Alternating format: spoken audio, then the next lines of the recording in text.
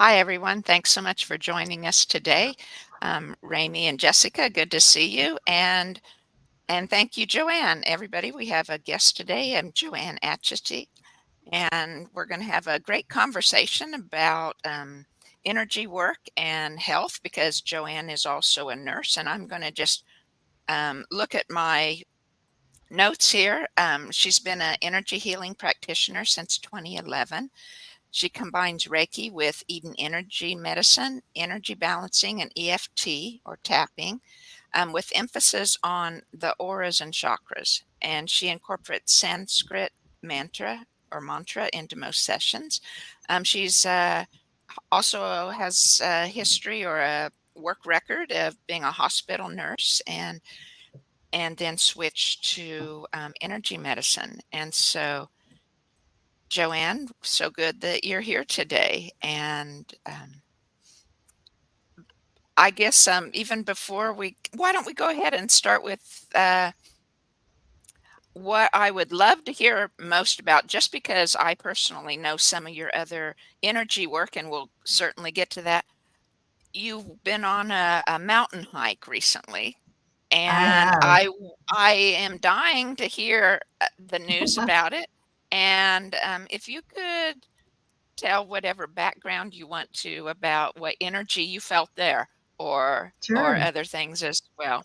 And sure. so you take it away and let me know when you're ready to show some pictures and I'll click the right Yeah, button.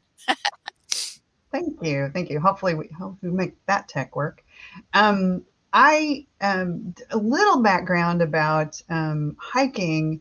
I'm not athletic. I'm not terribly coordinated, and I'm sure this will come out. I am a monocular person. I just have one eye. I lost an eye back in 1994, and so I've been rather accustomed to it now. But I love to be outdoors. I love to move, and hiking always was kind of out of reach until I discovered trek poles. Something so ridiculously simple. But once I started learning that I could move around very comfortably and easily with trek poles, I started loving to hike. And my brother also is an avid hiker, and he had always wanted to do the a loop in southeastern Oklahoma. It's a 22.1 mile loop of three trail segments, and in the Ouachita Mountains, and it is spectacularly gorgeous.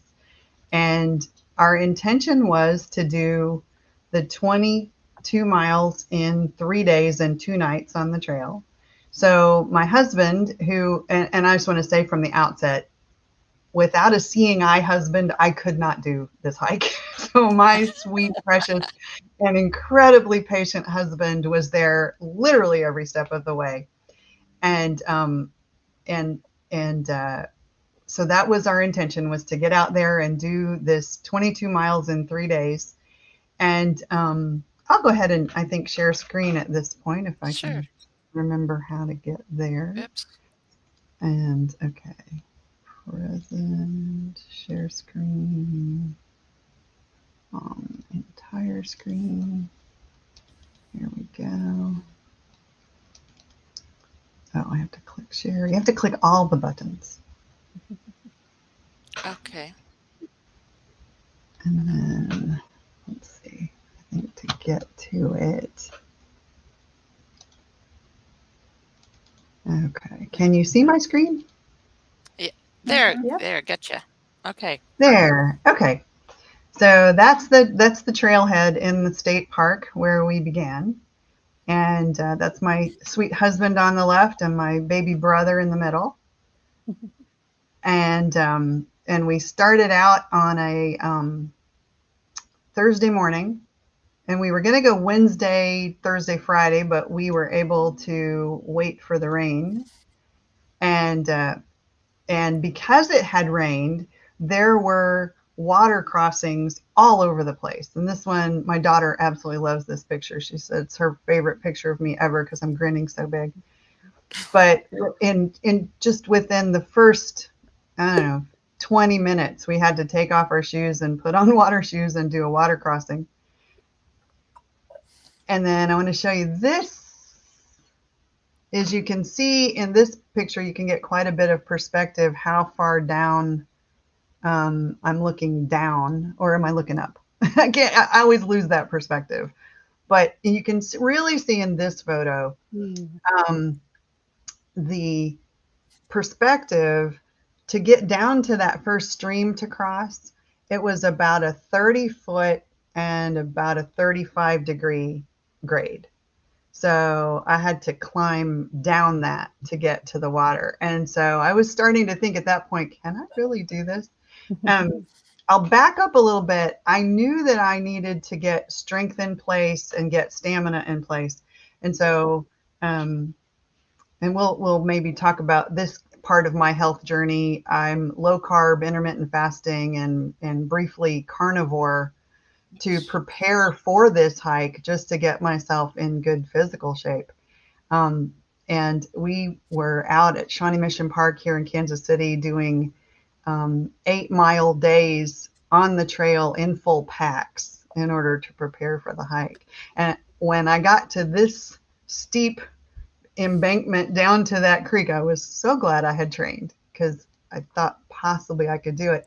But this is what I could see when I was out there. There were these little waterfalls and all through the trail. So pretty. It was simply exquisite. And so many of my photos, it is such truth that you can't see the forest for the trees. This is one of my few photos where you really get the feel of the forest. The trees are tightly packed. It's very dense. And most of my pictures, you can just see trees, but this one you kind of see forest. And so I told this to Carla.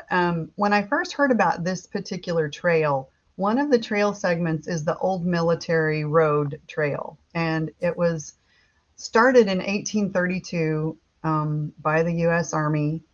And it was not glamorous work to be a soldier. They were out there with pickaxes and shovels building a gravel road through this mountain chain.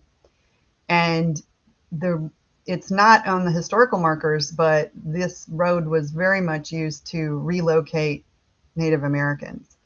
And when I first heard of that, I thought, I would not like to go there. No, thank you very much, because I'm really sensitive, as I'm sure all four of us are, to energy.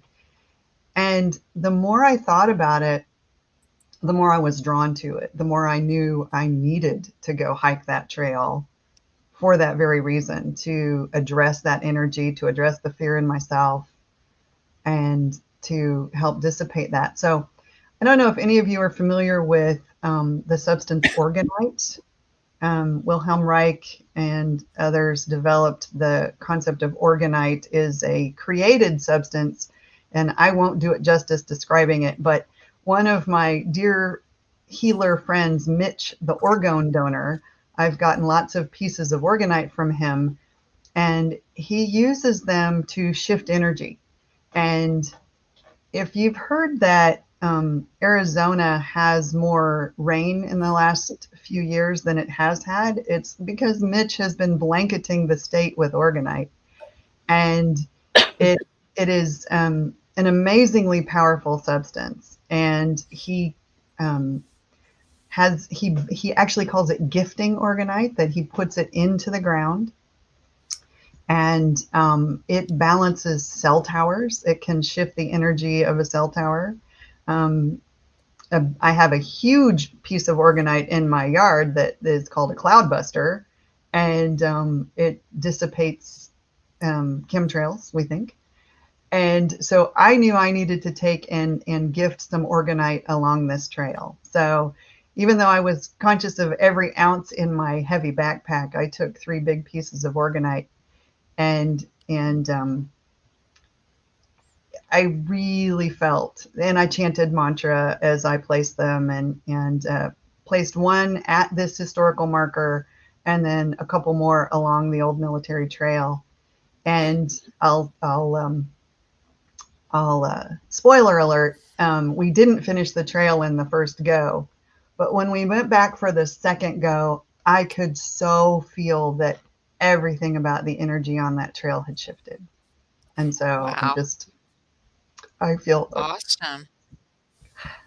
yeah, it was, Can, it can was you quite a describe profound experience. can you describe how it shifted, from what Just type of from, feeling to what type of feeling? really just from heaviness to more peace. So, I would love to have more descriptive words, but that's really, I think that's as, as explicit as I can get. It went from being really heavy and dense to being more peaceful. Beautiful. So, Yeah. yeah. So it's amazing how much you can spread out what you're carrying in a backpack and turn it into something that looks like a camp. but but we did. We had a wonderful tent, and it's amazing when you're out in the woods and you're miles from anything, how a little thin piece of nylon can make you feel protected. Mm. But it really, really worked. I loved it so much. And there's me at the campfire. And there's some more of that incredible vista. As you go through these mountains, you're literally on the side of a mountain. And another spoiler alert: I didn't read the All Trails is a pretty famous hiking website, All Trails, and I didn't read the reviews of this trail until after we were on our way home from the second one, and it used words like hard and treacherous. I was really glad I didn't know those words before I went twice. It was hard, and there were bits of it when I would completely say, yes, we're treacherous. Um, but I'm so glad I did it, and I've asked myself dozens of times, why on earth did I do this? And I think it was partly to really know I can do hard things, and that's, I think, a thing that's sort of trained out of us. And let's see, that's just a, it's not really easy to see in this photo at all, but that's a map Okay. of Just where a we minute. were. But There we go. this is a just another view of, from my husband was below looking up, taking a picture of me. And we have a couple of videos. I didn't try to share the videos because I thought that might be technically challenging, but my husband did take videos of me moving down the trail so painfully slow. He was so patient, waiting. But I did it, and I did it safely, and I'm still kind of gobsmacked that I was actually able to do that. I love Awesome. my comfort, and one of my comforts is, and I have it right here right now, is tea. And we had a little stove on a little fuel canister and a little titanium pot, and so out on the trail, I would make a lovely cup of tea. And there's another one of our campsites. That's my sweetie there, and right to the left of him, there's a bag hanging that to nurses is going to look like an IV bag or perhaps a catheter bag. Or an enema And bag. or there you go. But no, it was actually, we used that to fill water from the streams, and then we had a water filter. So that was our water Nice. source while we were on the trail. And there's just me happy to be out there. And along this trail, there were probably a dozen campsites that other hikers had made with fire rings. And we were really fortunate, 3 of our 4 nights on the trail, that we were able to have fire rings and have a fire. So there's Greg filtering some more water. We had really great cuisine. I like that picture. I, I do too. I do too. Um, so for the most part, I didn't put a picture, but for the most part, we had things like dried meat and beef jerky, that kind of thing. But we had backpacker meals. And because Greg and I really try to stay low carb and know that being in ketosis gives us access to more energy, we had dehydrated backpacker meals of bacon and eggs that were great. But you know, what's a camp without a hot dog? And there's a photo of my beloved trek poles and my backpack. Um, my husband laughs because we'll just be out at Shawnee Mission Park or wherever we may be, and I have my trek poles, and I will just shout, "I love my trek poles," or I often just call them my sticks. I love my sticks. So there's my sticks and my backpack. In between the two hikes, oh, and I guess I should say that at this point because these pictures are clearly from the second go. Um, we got to about 14 miles into the 22, and my brother, who started with us, just was done. He was not prepared to go another day. It was going to take us 4 days instead of 3, and he said, "No, sis, I'm done." So the trail crosses the highway at a couple of places, and we were able to bug out. And Greg and I came home, and my brother went back to Texas. And when we got home, it was so unsatisfactory.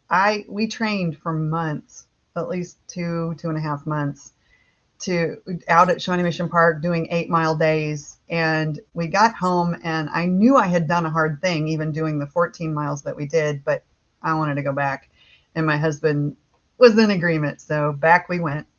And in the 10 days in between, I got a new backpack. And what's awesome about this purple pack is, one, that it's purple, but two, the name of it is it's the Osprey brand, but the name of the pack is the Aura AG50. And Aura is, you know, many healers call it the biofield, but I still am old school and call it Aura. And that is my special gift, I think, from Source, is to work in the Aura. And so when my purple backpack was named Aura, I had to have it. So the AG in the name stands for anti-gravity, which is, it is an awesome pack. So I was able to carry a lot more weight on the second go around.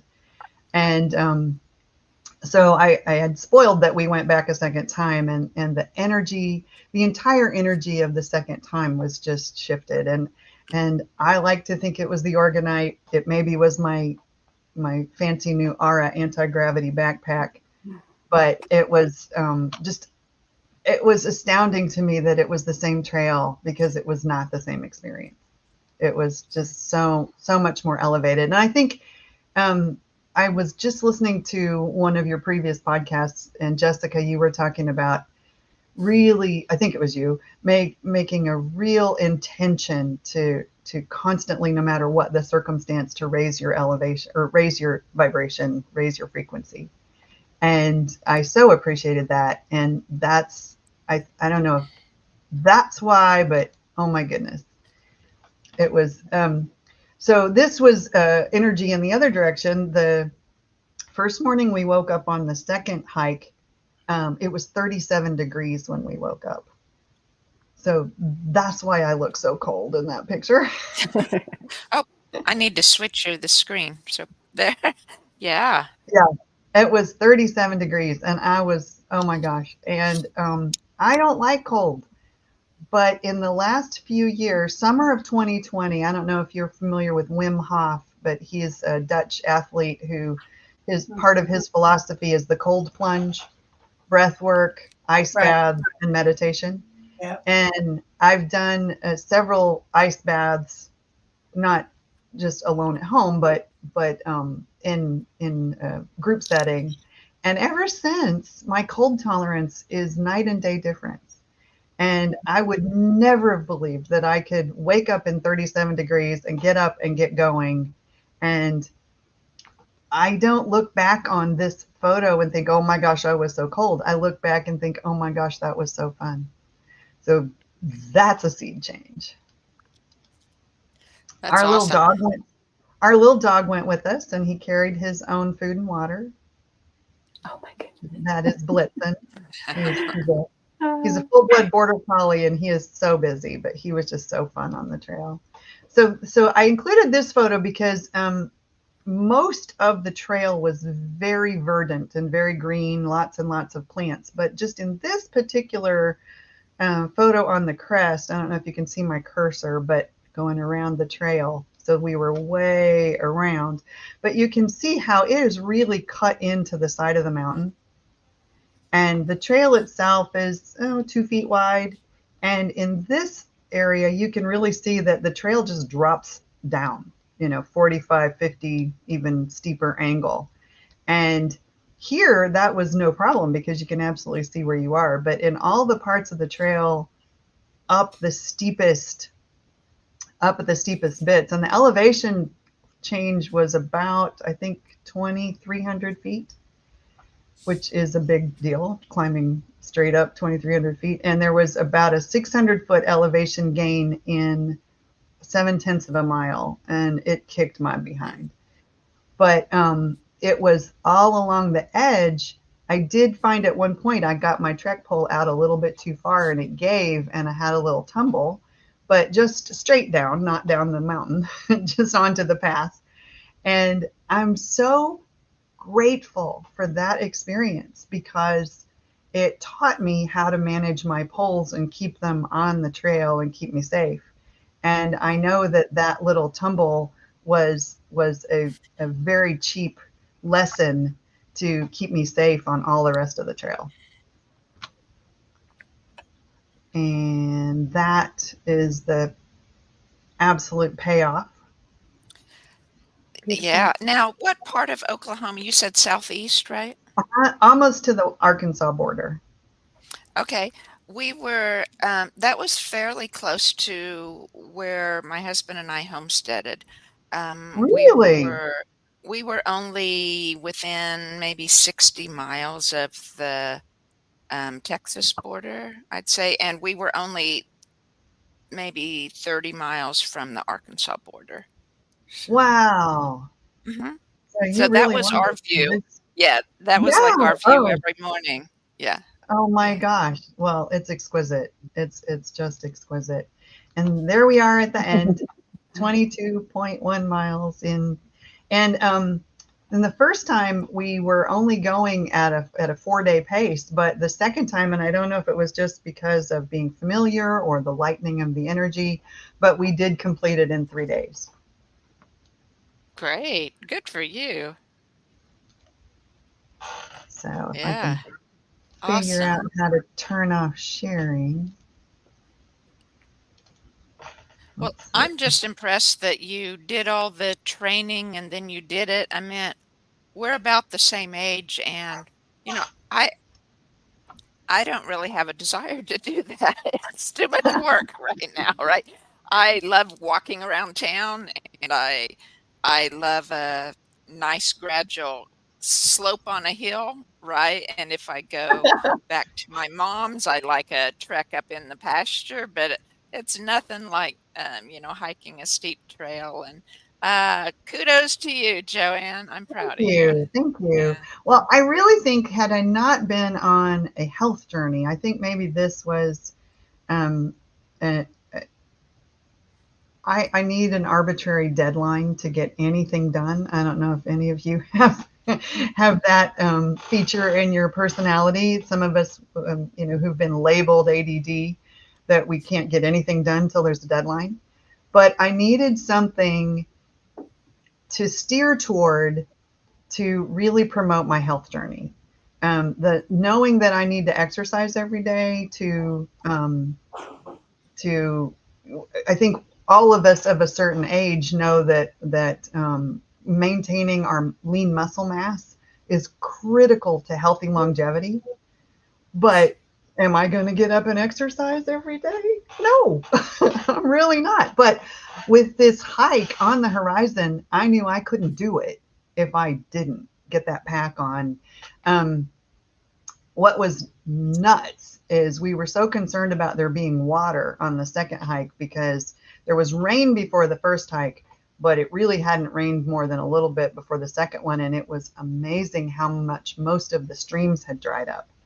So the super steep part, I had a 30-pound pack, which I'd been training with about 24-pound pack. And so I had about an extra 6 pounds of water so that make sure that we would have water for the whole rest of the for the whole rest of the hike. And I knew I would need those muscles. They weren't just for show. They weren't for to know I did it. I needed them to be able to accomplish this. So have I exercised much since we got home a week ago? No.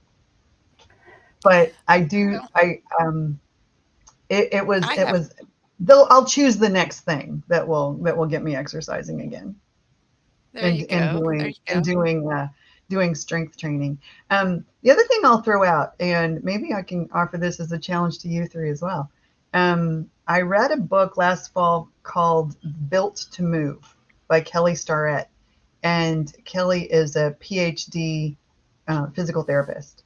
And he studies movement and longevity. And one of the predictors of healthy longevity is the sit-rise test, meaning you can sit down, go from standing to sitting on the floor without touching your hands. And you have to have good knee and hip strength and core strength. I can sit down, but I can't get back up. And so that's the next thing that I'm setting my intention is to keep strengthening the knees and ankles and hips and core so that I can do that. And Right. it isn't I just arbitrary. It's actually you can feel that it changes your whole physiology to be able to rely on your body in that way. Well, it does. I started about um, I don't know, maybe 8 months ago or something because I had noticed how weaker I was, like climbing into the back of the truck or something like that. I used to do it with ease, and it was hard. So I had my chiropractor give me a set of exercises to do, and so I've been doing them diligently, and then I've added to them. And so I think I can. I haven't tried going completely from sitting, but I do the lunges and the squats and hip things. So I'm pretty sure I can do that because I had to do that when I worked in nursing homes, as an aide. You Right? needed that to be able to get up without hanging on to anything. Right. And of course, I was a lot younger then too. 10 or 15 years is a big time difference on I noticed, your mid 50s or especially your late 50s to 60. It's like your energy or your muscle mass it like goes Right. there's a big Right. change in it over a short amount of time if you're not keeping it up. So I maintain a diligent exercise routine. I try to do it every day or at least like 5 days a week. But with springtime, my morning schedule has changed. So I need to do garden work and I need to. We do cleaver juice. So I have to go out and pick cleavers every morning. I shouldn't say have to, I get to, and I'm thankful to do it. So I go pick cleavers and make the juice, and then I go out and pick asparagus and handle that. And then I walk the pup, and then I do this. But it takes my exercise time because I have to like start getting up earlier Right. to be able to have because I what I find is then I don't if one of my energy sessions or this morning the podcast comes, I was thankful I got it in before the podcast, but it was like usually if I don't get it done in the morning before my first commitment comes, I don't go back to it in the afternoon. I'm just a Right. morning person, and the important things have to be done in the morning or I might not get to them. And but yeah, how important it is for that routine, for sure, because it Absolutely. doesn't take Absolutely. long, 2, 3 days of not doing them, and it's much harder to do them. It's like Mhm. and it's was so much work to build up to being able to do them that I hate the Mhm. idea of having to go back to building Right. up again. It's so much easier to maintain, right, once you Right. have it. So, that's my Yeah. speech on exercises. Yeah. Well, and I really think that health is a whole package. I know all of us know that it's a whole package. It's every breath we take and how we breathe. It's every molecule we put in our mouth, every bit of food that we eat.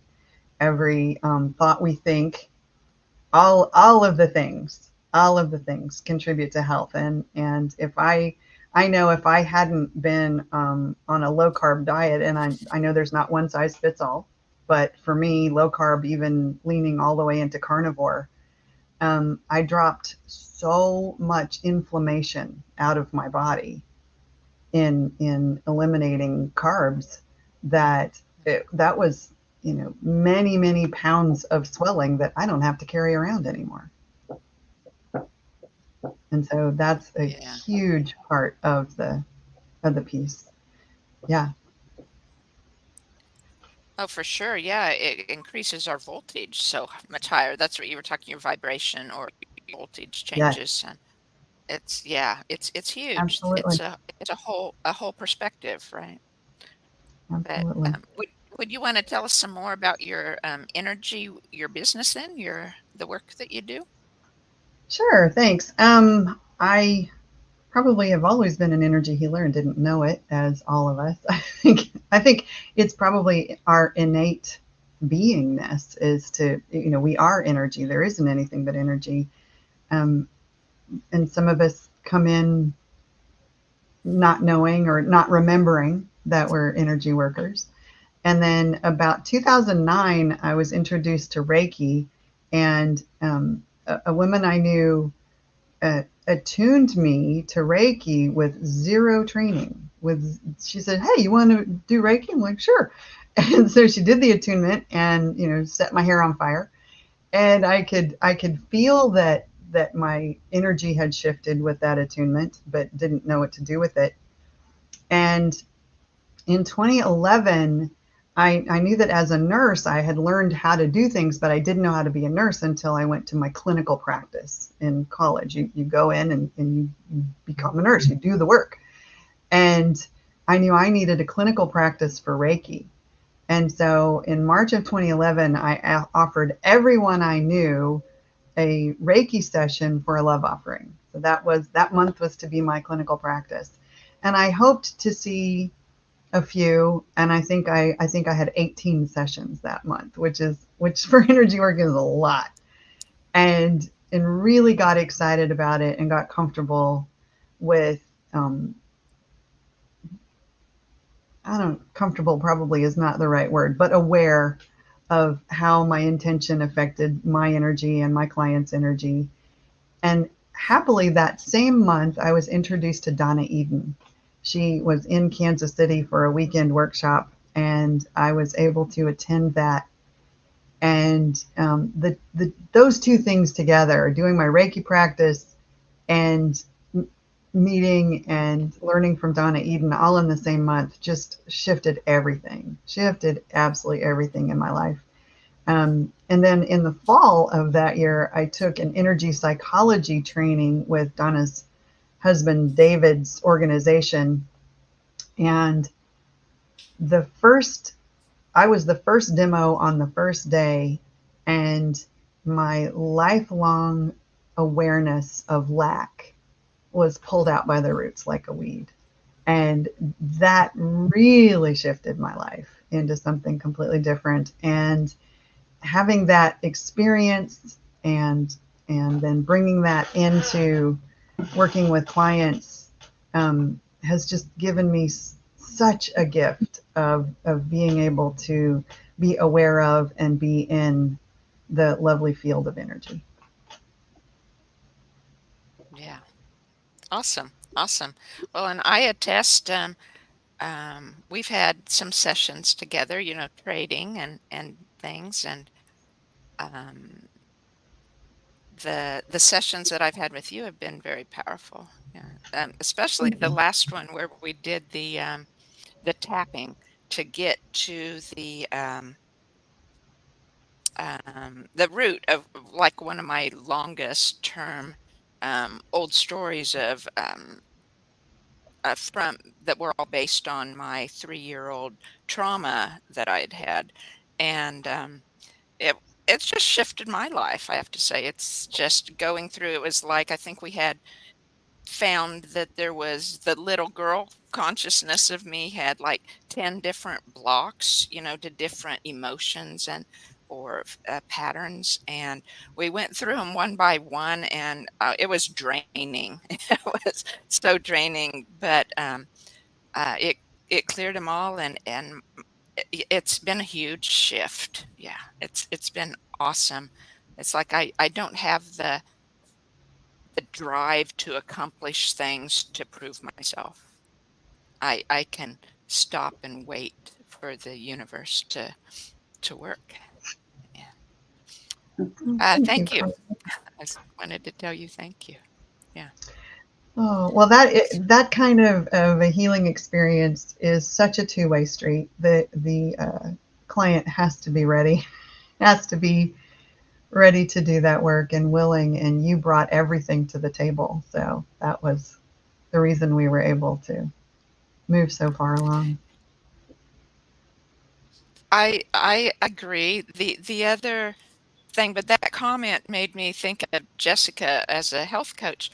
When I first started my inner healing, I guess you could call it, was before I hit my bottom, but I had some health issues, so had a I did several for about a year or so. I saw a health coach, um, and I made these switches, and it was great. And she helped health wise, but um, uh, she gave me the emotional, or the awareness support, or the questioning my motives support enough, as a life coach would. It didn't feel to me like it was health coach work. It was, except for some suggestions on how to change my diet.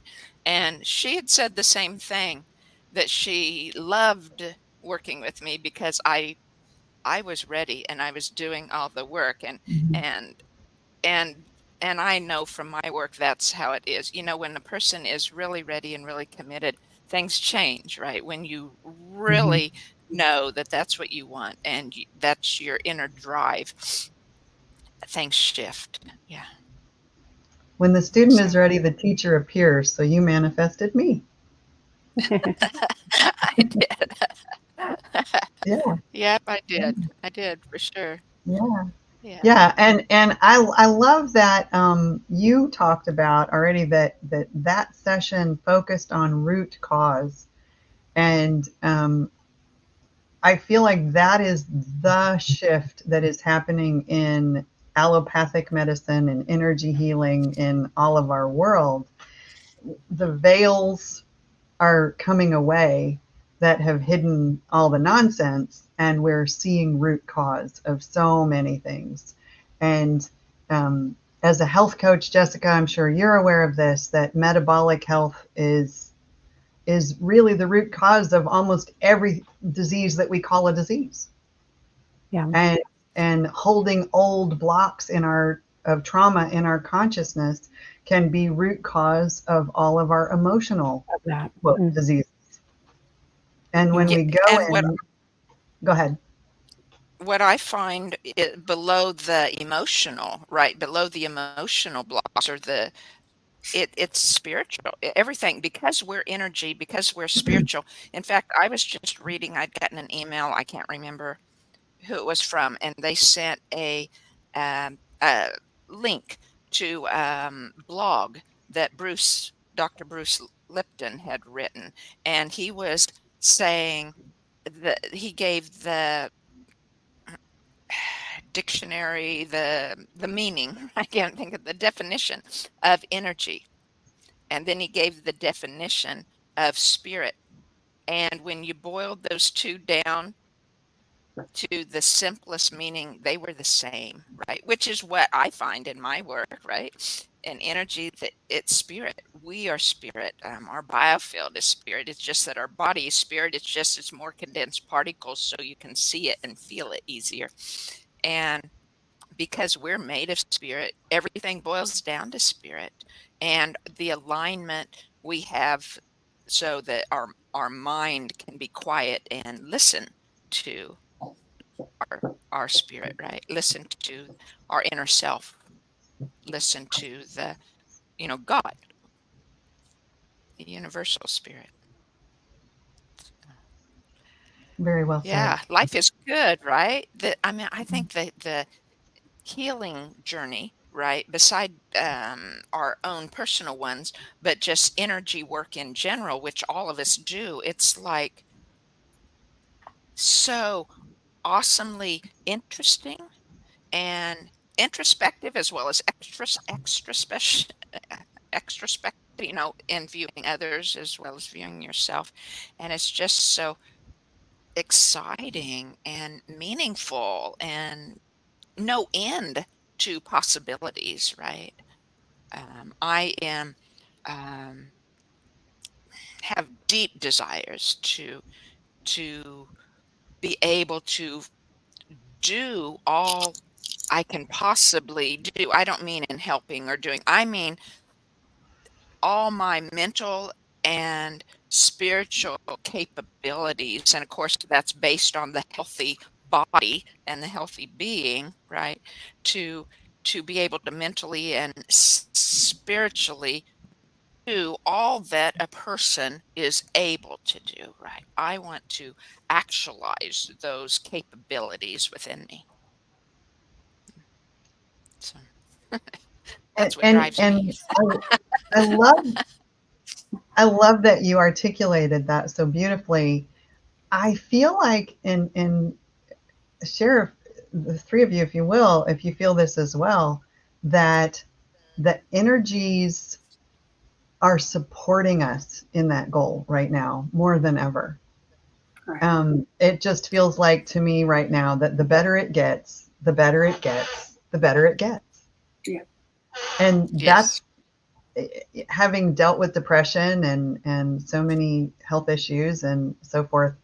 To be in an honest place of saying the better it gets, the better it gets. Just almost, I always think, who said that? was that me? But yeah. And do you feel that the energy is supporting things getting better? Mm-hmm. Yeah. I sure do. Yeah. And part of that is just our general awareness of so many people in the population that become aware, right? Once our attention can once the blindfold is off, right? Once the knowledge is there, right? Knowledge is power. It's like knowledge increases your voltage. And once the blinders are off, you can place your attention on something and hold Mhm. an intention. And then, if through inner work you have no tension in your mind so that you can fully give that intention and attention, then, oh my, right? That's what allows the power of the universe to work through us. Mhm. And in general through through our intentions and attentions in increasing the voltage of the universe, right? And in working in our lives and the lives of others. Mhm. Be the change you want to see in the world. I Yeah. was interviewed last That's week, and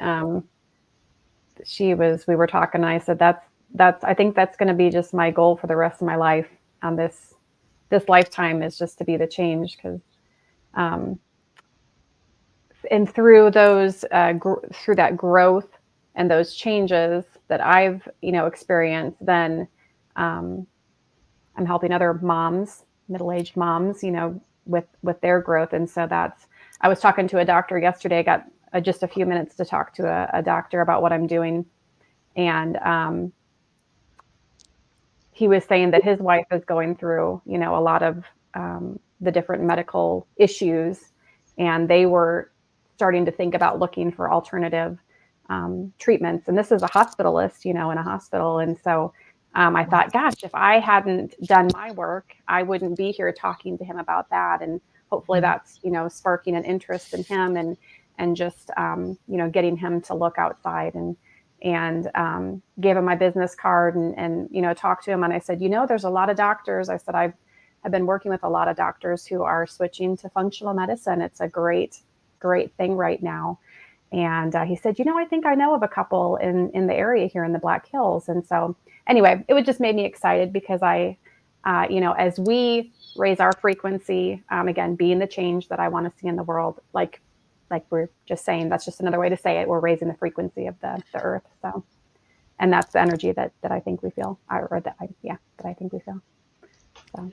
Yes, absolutely. And this is slightly off topic, but it's the same meaning. What I find in working with ancestors, which is what I specialize in, is that even from the oneness, once they're able to get their voltage with our help high enough so that they can make the transition into the next realm, even from there, it's like they have their mindset has changed, but they still have those pockets of energy in there that still have blocks.